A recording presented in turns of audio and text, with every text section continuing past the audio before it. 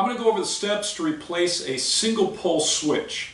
And if you have only one switch that operates your lights or a group of lights, you have a single pole switch. A single pole switch is going to have on and off marked on the lever.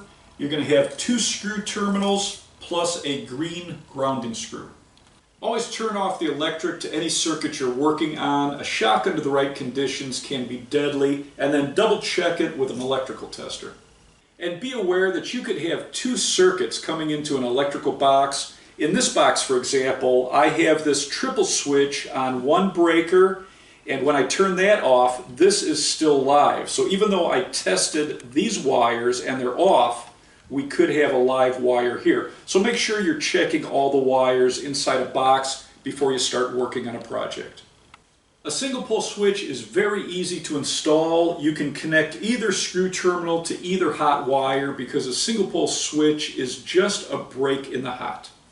For this project, we're working in the Chicago area, so this house has metal boxes with metal conduit going all the way back to the service panel. So when I screw the switch into the metal box, it's grounded all the way back to the service panel.